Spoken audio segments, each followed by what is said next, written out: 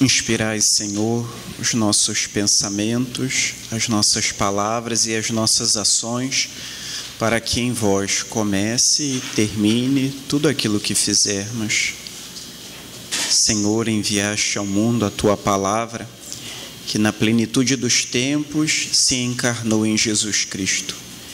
Envia agora sobre nós o Teu Espírito, para que tire de nós o véu que nos impede de reconhecer a presença de Cristo na vossa palavra. Concedei, Senhor, a todos nós a graça de acolhermos em nossos corações a palavra que vem do vosso coração e que assim ela produza em nossa vida muitos frutos. Em nome do Pai, e do Filho e do Espírito Santo. Amém. Primeiramente, agradeço o convite, a oportunidade de retornar a esse grupo. Já vim uma outra ocasião, não me lembro se foi para um seminário de vida plena no Espírito, mas lembro que estive aqui, nesse mesmo bate-local, nesse mesmo bate-horário. Para os que não me conhecem, eu sou o Padre Douglas, trabalho aqui na paróquia, ajudo o Padre Carme, mas o meu trabalho principal é no Seminário São José, onde eu estou há 13 anos, desde quando lá entrei em 8 de fevereiro de 2002. E hoje a nossa proposta nessa abertura do Seminário de Vida Plena no Espírito é meditarmos sobre a parábola do semeador. Interessante que a responsabilidade é muito grande, porque vocês colocam para que eu abra o seminário. Então, pode ser uma propaganda boa, pode ser uma propaganda enganosa do seminário. Então, eu espero que seja uma boa propaganda que leve todos os outros a continuarem em todos os dias. Se hoje não for bom, não tem problema, vocês virão nos outros dias na expectativa que vai ser melhor. O outro dia, pelo menos até o último dia vai ser bom. Então, vamos tomar o Evangelho de São Lucas, capítulo 8, a partir do versículo 4. São Lucas 8, versículo 4.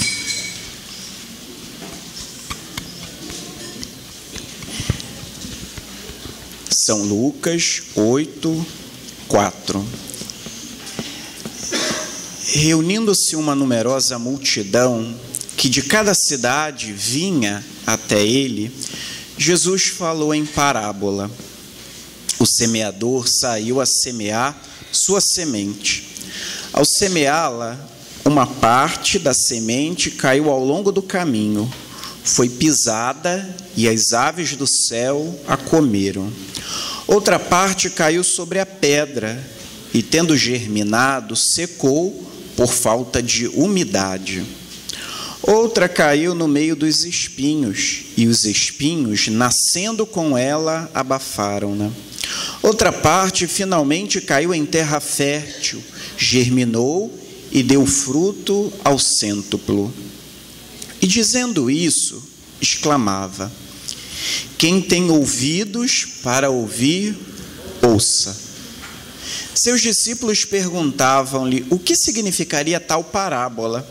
Ele respondeu: a vós foi dado conhecer os mistérios do reino de Deus.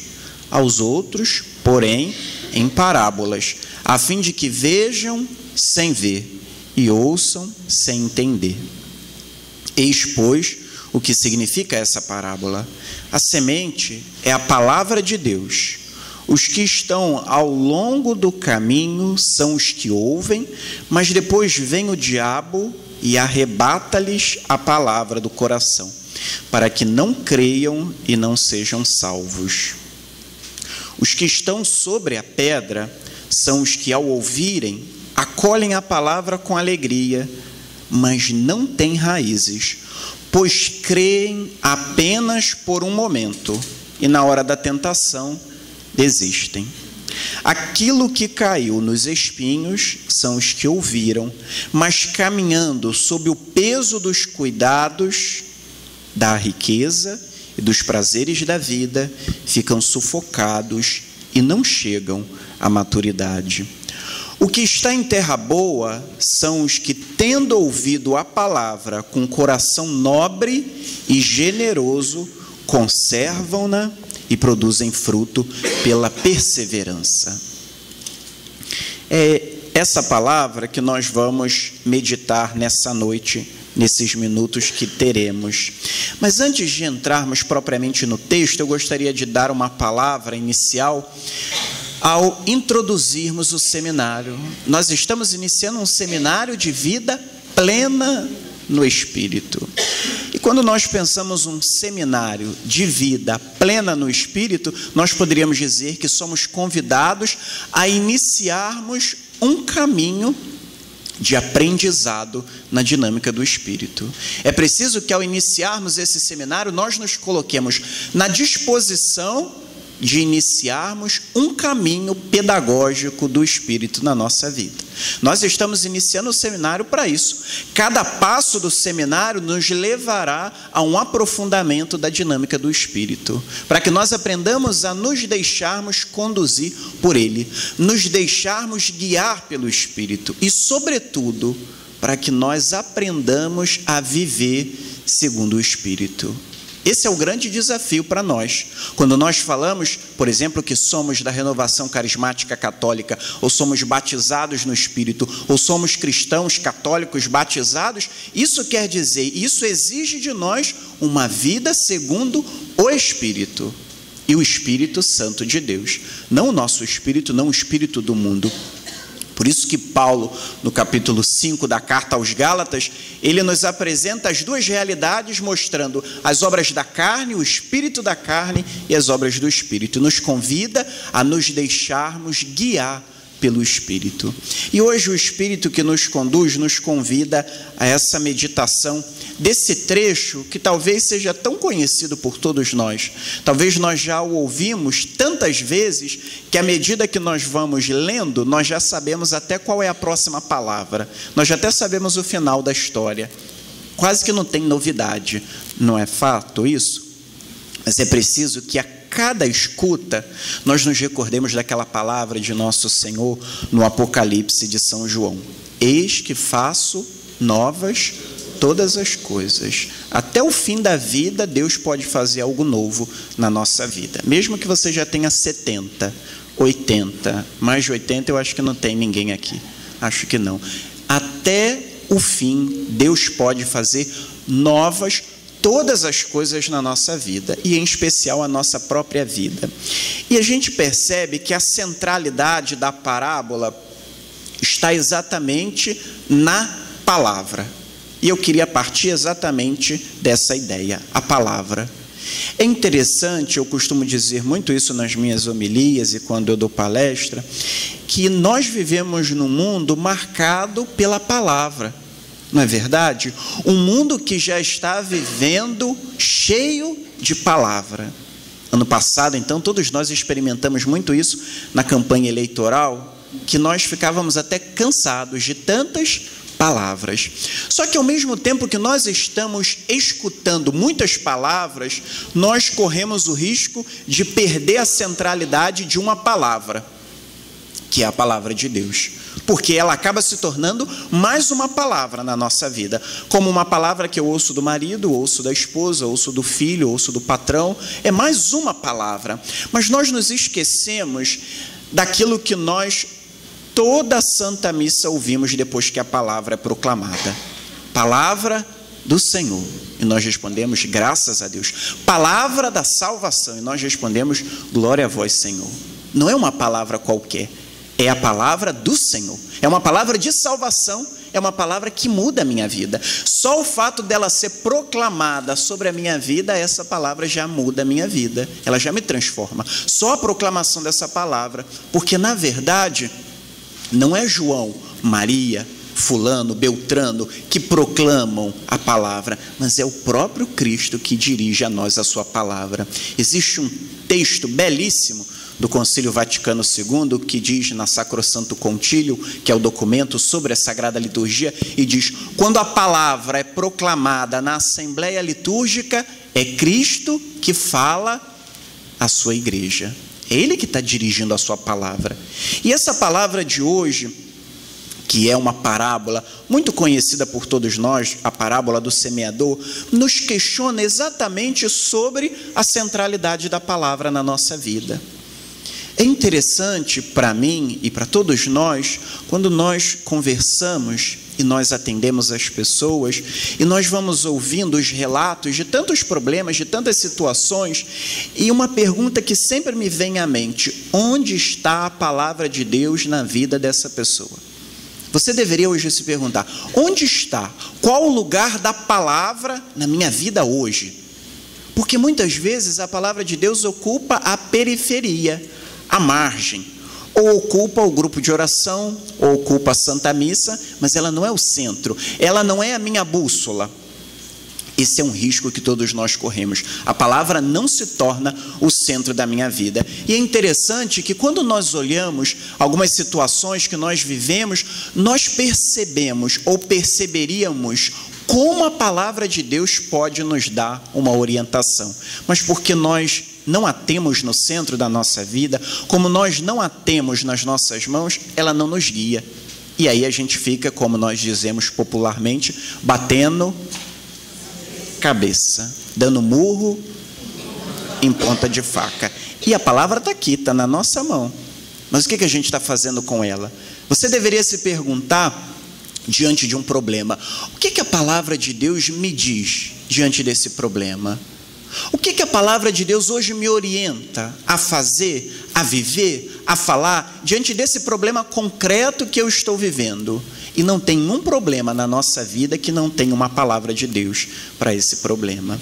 Eu já tive desejo, vontade, mas ainda não consegui levar à frente, nem sei se eu vou conseguir agora, talvez quando eu chegar nos 70, nos 80, que aí eu já não tenho mais que pregar no grupo de oração, aí eu já tenho mais tempo, fico em casa sem fazer nada, então eu posso me ocupar fazendo outra coisa importante, que era exatamente um desejo que eu tinha de ir texto por texto, ou pelo menos alguns mais específicos, e pegar aquele texto. O que aquele texto diz para a nossa vida? O que a parábola do semeador hoje diz para cada um de nós? O que o relato da anunciação do anjo Gabriel à Virgem Maria nos diz? Porque a gente acaba se esquecendo que essa palavra é palavra de vida, é palavra para a nossa vida, é uma palavra que nos guia. E é curioso que nós até vemos isso entre nós, cristãos católicos. Se nós nos perguntássemos aqui, não precisa levantar o dedo nem se manifestar, só pense para você não ficar envergonhado, nem eu. Quem aqui já leu os 4 evangelhos? Não precisa dizer, não precisa levantar a mão, só pensar, um exame de consciência. Quem já leu todo o Novo Testamento? Quem já leu toda a Sagrada Escritura? E nós nos perguntamos, essa é ou não é palavra de Deus para nós?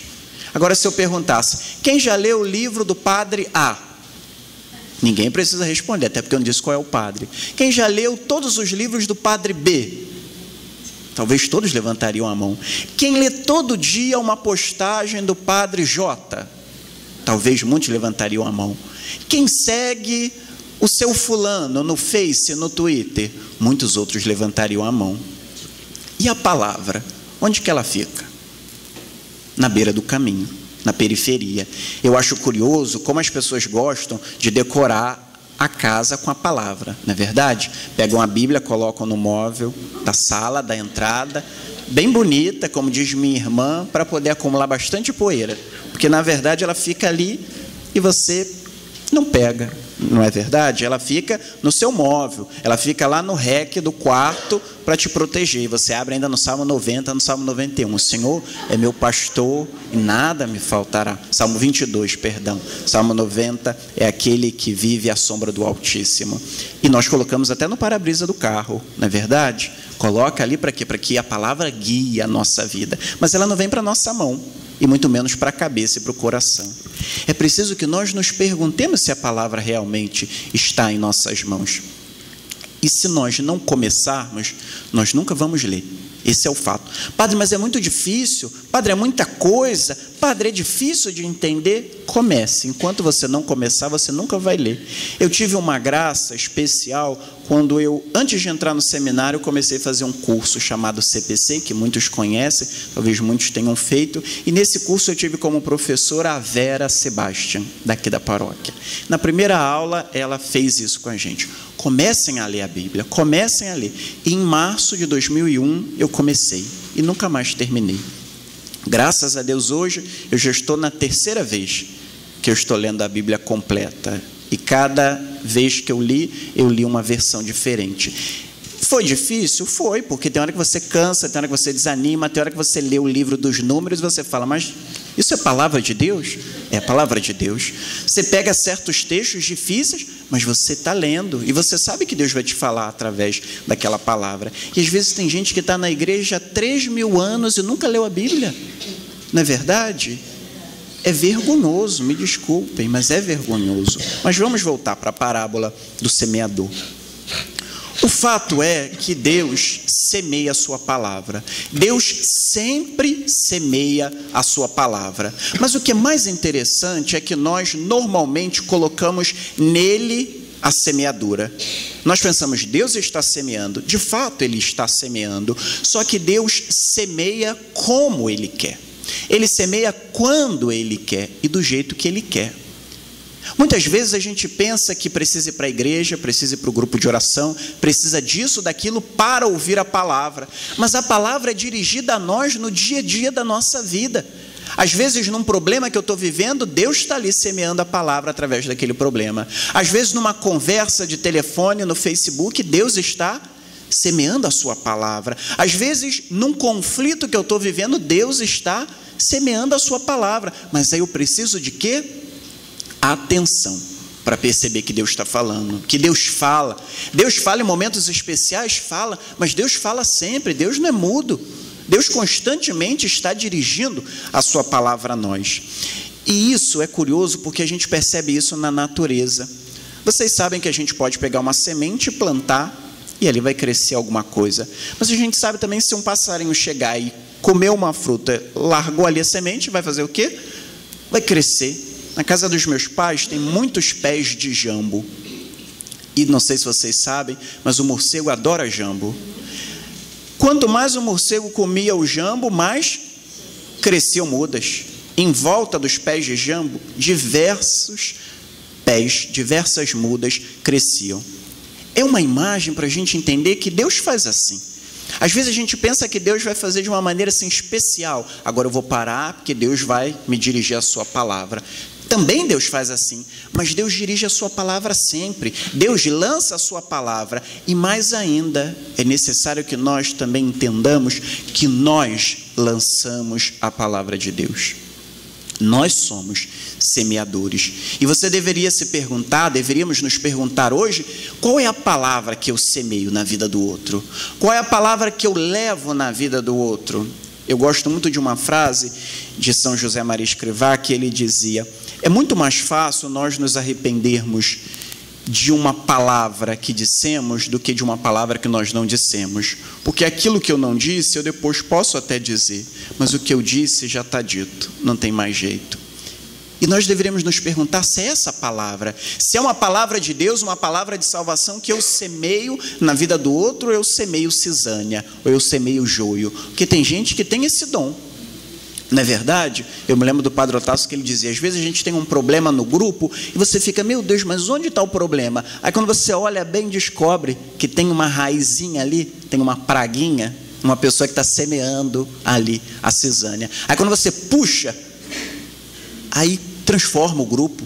Puxa vida, resolveu o problema. Por quê? Porque tinha alguém ali fazendo o quê? Semeando discórdia, divisão.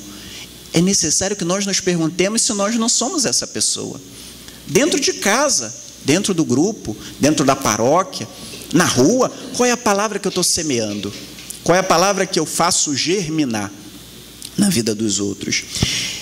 E Jesus então conta essa parábola. O semeador que sai, lança a sua semente, lança a palavra, e é interessante que é uma parábola que Jesus depois explica ponto por ponto o sentido da parábola, e Deus lança essa palavra. Mas essa palavra cai de forma diferente, ou poderíamos dizer, ela é acolhida de forma diferente em cada coração. A primeira imagem que Jesus usa é a palavra que cai.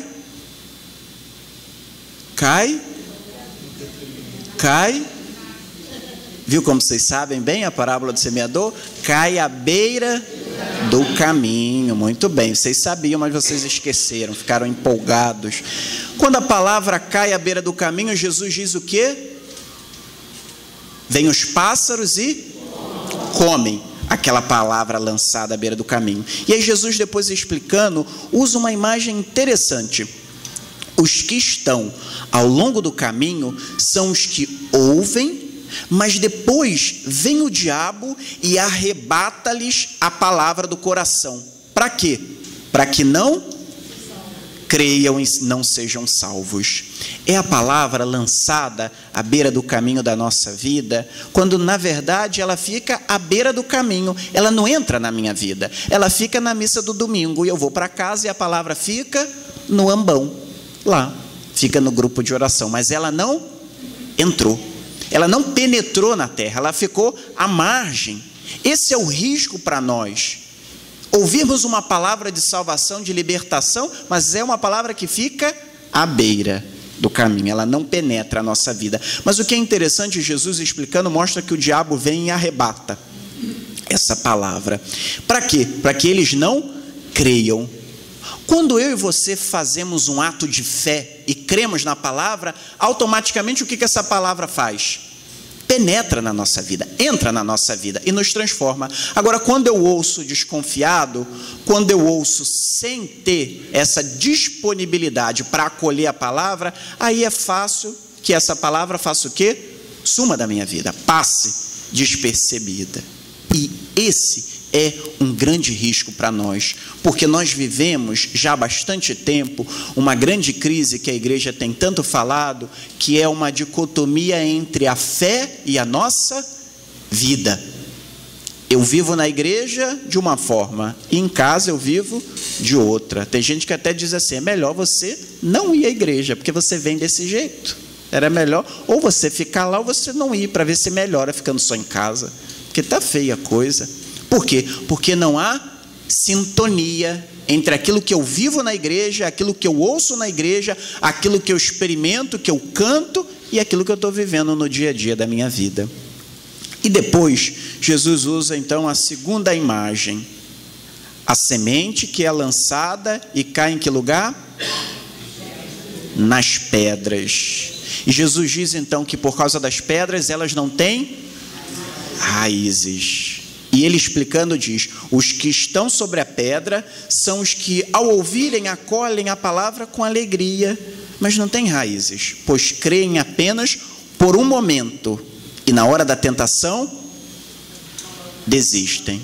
Somos nós no grupo de oração, não é verdade? Você levanta o braço, canta, ouve a palavra é pregada, mas daqui a pouco quando você sai daquela porta, a palavra ficou aqui, ela não criou raízes. Você vai à missa, depois até diz, padre, que palavra forte que hoje nós ouvimos. Você sai da porta da igreja para fora e a palavra ficou lá fora, mas ficou lá dentro, lá fora não, lá dentro. Mas o que é interessante é que Jesus usa uma outra imagem dizendo, creem apenas por um momento e na hora da tentação desistem. Na hora que você deveria provar que a palavra está ali dentro, você já perdeu essa palavra.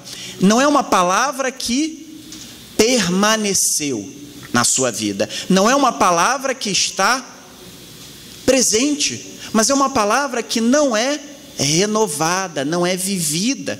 E por isso, ela até produz uma raiz bonitinha no início, mas ela é fraca. A gente percebe às vezes essas plantas que ficam entre as pedras, você puxa tranquilamente e pronto, e sai. Esse é o risco. A palavra de Deus, no fundo, ela não penetrou a nossa vida, ela não criou raízes fortes, igual aqueles caniços, vocês já devem ter visto, quem foi ao seminário, quem vai ao seminário, observe à esquerda de quem sobe a nossa estrada, a quantidade de caniços, que nós plantamos em 2004, mas a raiz daquele caniço é tão forte, que a raiz sai da ribanceira, sobe e arrebenta até o asfalto, e depois sai um broto lá do asfalto. E depois você quer tirar, você não sabe nem onde é que está a outra ponta. Você puxa, e aí o funcionário do seminário corta uma parte e fala, padre, só deu para tirar isso, porque não teve como chegar na outra ponta. Assim deve ser a palavra. Ela deve enraizar a minha vida de tal forma que ela penetre toda a minha vida. Ela não pode penetrar um espaço, ela não pode penetrar um momento, mas ela precisa penetrar toda a minha vida, passado, presente e futuro. A palavra de Deus precisa estar presente na minha história. E eu preciso olhar para a minha história, passada, presente e futura, à luz da palavra. À luz dessa palavra que está enraizada em mim, enraizada no meu coração. E é preciso que nós façamos com que essa palavra, ela permaneça entre nós. E depois a terceira imagem que Jesus usa é a palavra semeada que cai entre os espinhos. E Jesus diz: aquilo que caiu nos espinhos são os que ouviram, mas caminhando sob o peso dos cuidados, da riqueza e dos prazeres da vida, ficam sufocados e não chegam, interessante, olha o que Jesus diz, não chegam a maturidade, não desenvolve a palavra fica ali oprimida, sufocada. Essa imagem sempre chamou a minha atenção, porque na verdade ela provavelmente é a mais próxima a nós, não é verdade? Por que ela é a mais próxima a nós? Muito obrigado. Nenhum copo de água ficará sem recompensa, nosso Senhor disse no Evangelho. Esse copo fica sendo uma representação de toda a comunidade, porque todo mundo gostaria de dar um copo de água para ganhar recompensa, né?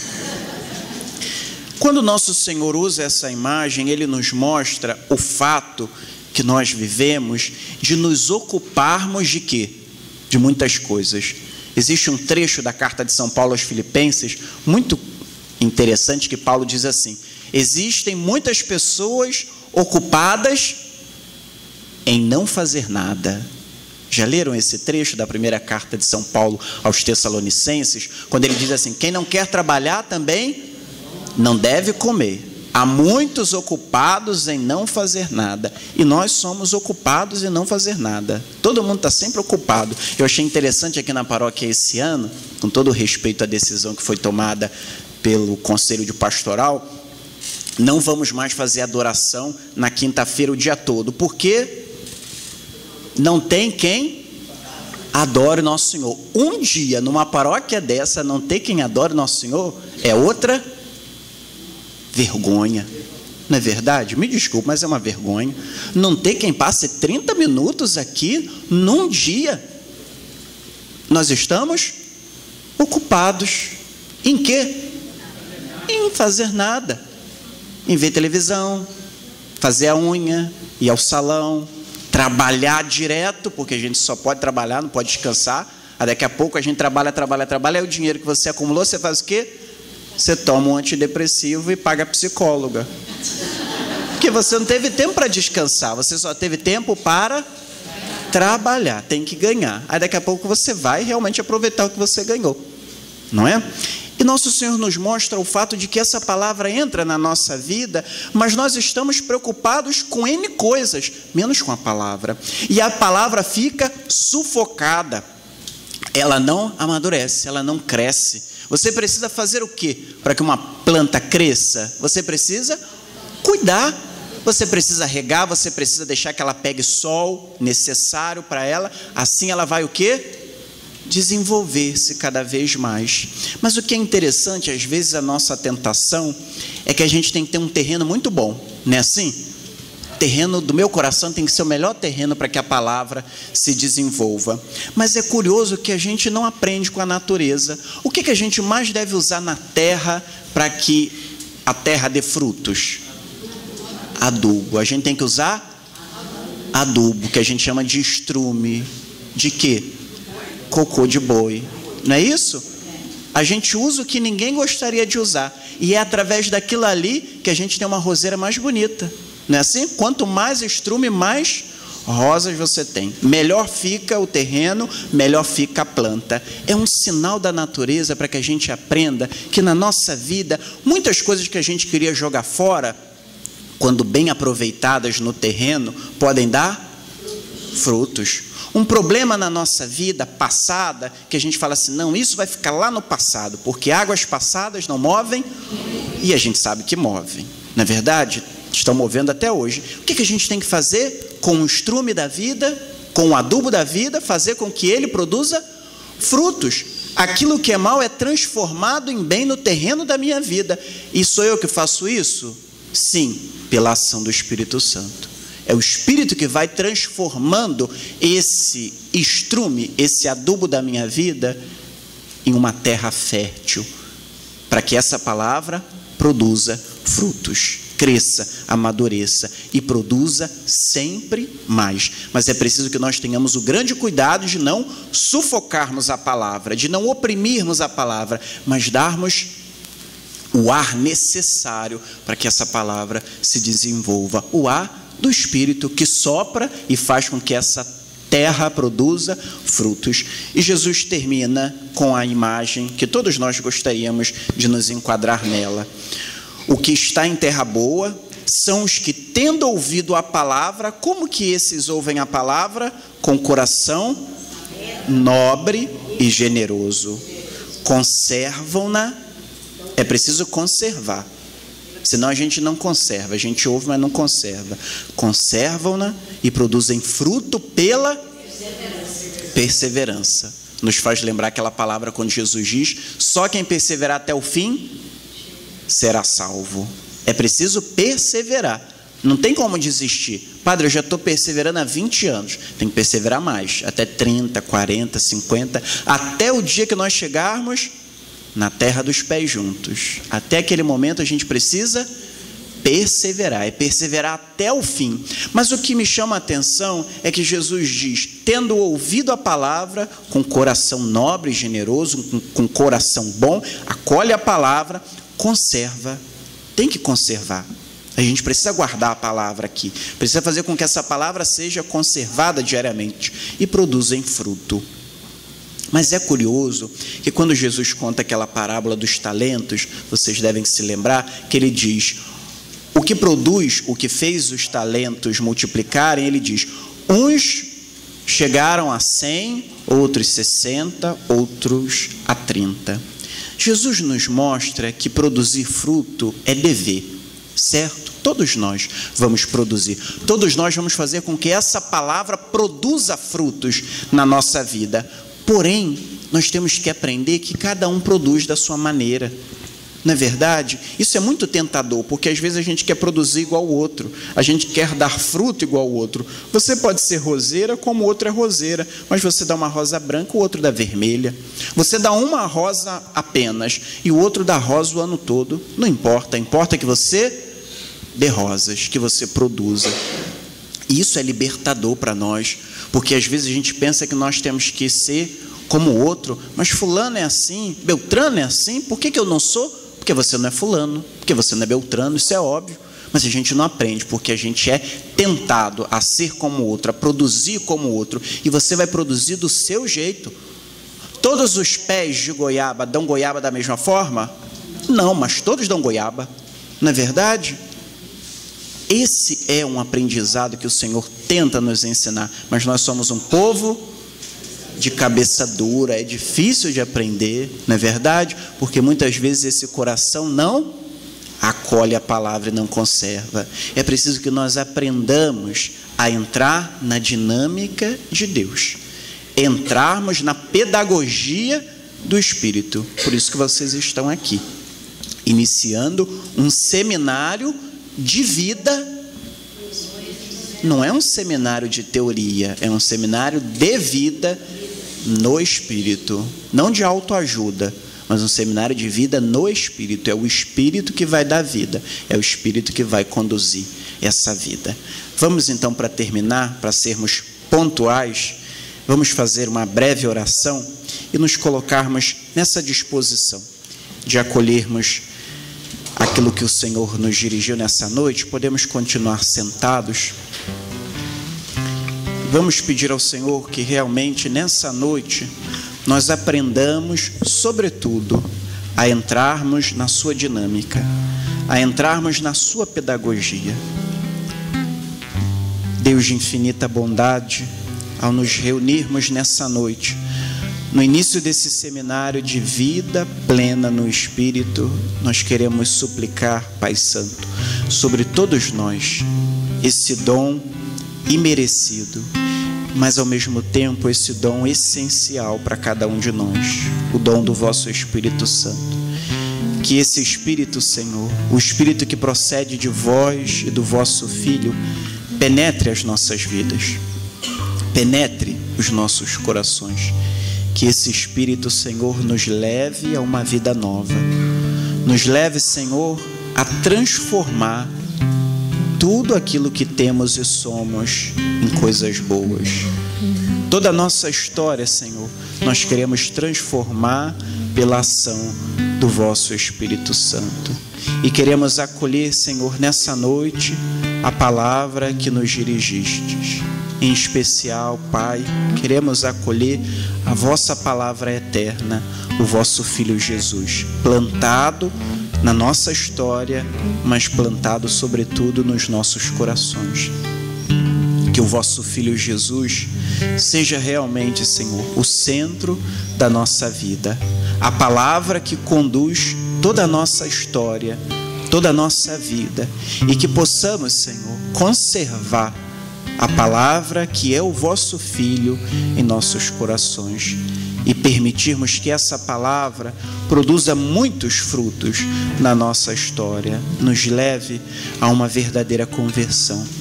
Por isso, Jesus, pedimos como aqueles discípulos de Emaús, fica conosco, fica com cada um de nós nas noites escuras da nossa vida. Fica conosco, Senhor, quando nós muitas vezes nos sentimos abandonados. Fica conosco, Senhor, quando nós pensamos que estamos sozinhos. Fica conosco, Senhor, nessa noite e penetre toda a nossa vida com a vossa presença sagrada. Toda a nossa vida, Senhor, hoje deve ser preenchida pela vossa presença. Por isso suplicamos, fica conosco, Senhor. Fica na nossa vida, na vida da nossa família, fica no coração de tantas pessoas pelas quais nós queremos rezar. E fica conosco, Senhor, como a palavra de luz, de libertação, de salvação. Fica conosco, Senhor, como a palavra que nos dá vida nova, como a palavra que nos guia, que nos orienta. E suplicamos também sobre nós, ó Divino Espírito Santo, doce hóspede das nossas almas, vem sobre nós, vem sobre nossa cabeça, nosso coração, venha como a grande bênção dessa noite que nós necessitamos. Venha, Espírito Santo, transformar a nossa vida, transformar o nosso viver. Faz, Espírito Santo, com que iniciemos essa caminhada segundo o vosso desígnio. Faça, Espírito Santo, que possamos viver segundo a vossa vontade, na vossa pedagogia, na vossa dinâmica de amor. Penetra, Espírito Santo, todos os espaços da nossa vida, todos os espaços onde ainda não o encontramos, todos os espaços da nossa história, onde queremos que só o Senhor habite e transforme a nossa vida.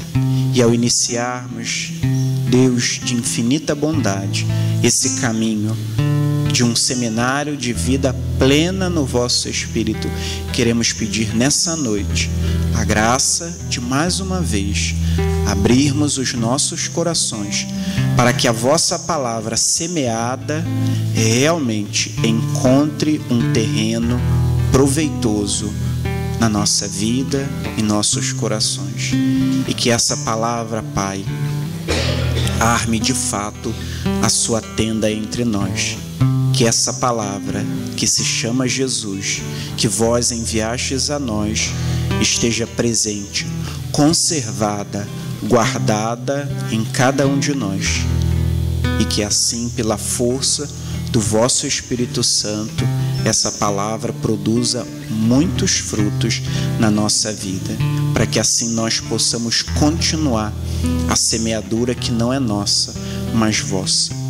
Tudo isso, Pai, nós pedimos em nome do vosso Filho, na força do Espírito Santo e pela intercessão daquela que vós escolhestes para que fosse no mundo sinal da presença do vosso Filho.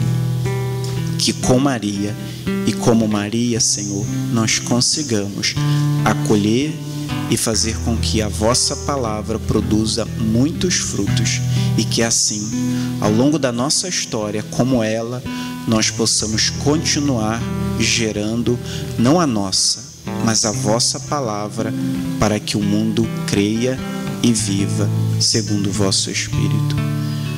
Glória ao Pai, e ao Filho, e ao Espírito Santo, como era no princípio, agora e sempre. Amém. Maria, sede da sabedoria, rogai por nós. Espírito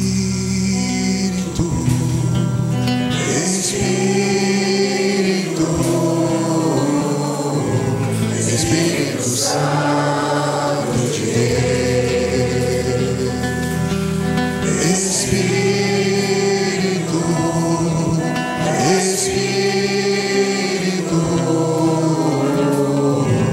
Espírito Santo de Deus,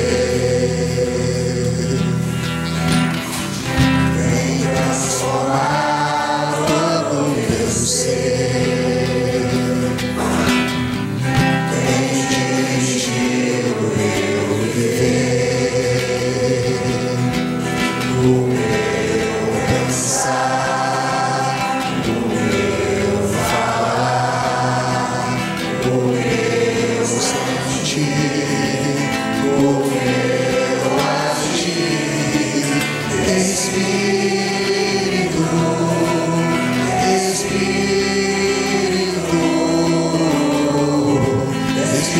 Santo de Deus,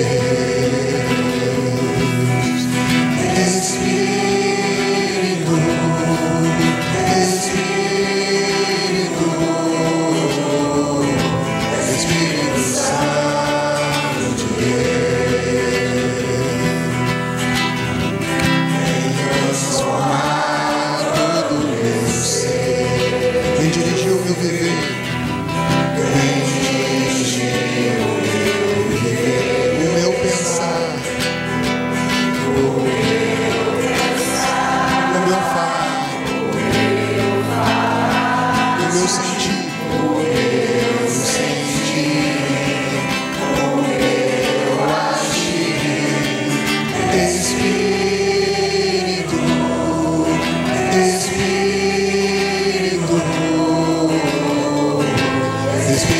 Santo de Deus,